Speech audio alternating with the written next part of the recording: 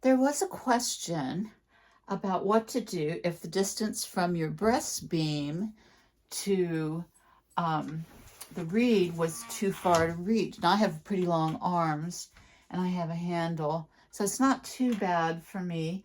And if you're a rug weaver where you need a lot of force, the greater this distance is means you can build up speed and really beat your weft in. But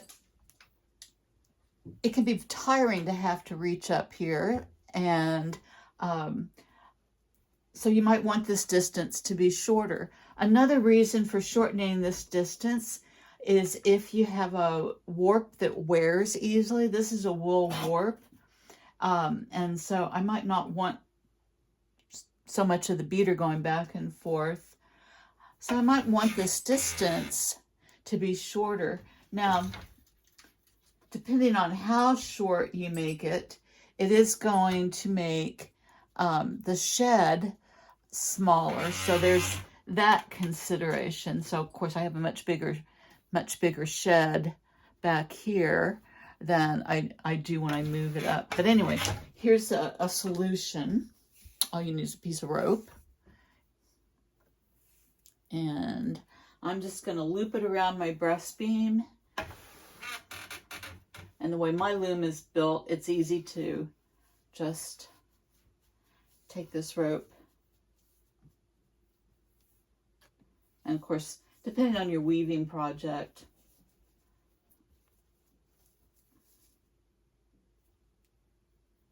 okay, so it can only go back this far, so I have a much shorter distance. Of course, again, I don't have the momentum built up to really beat that in, so there's the physics of that. And I'll just say a quick thing about the rug that I'm weaving. So this is going to be a wool rug, and I have basically an 8/4 wool warp on here. And depending on how thick my weft is, in some places the weft is going to cover up my warp, in other places you're going to be able to see the warp. And I'm using up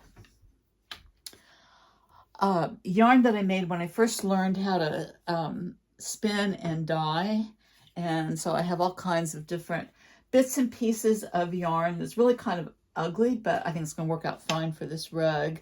So a lot of it is 2-ply. This is a single ply. And I was also learning how to dye. So I have all these little bits and pieces of yarn that I can use in my rug. So hope that tip is helpful.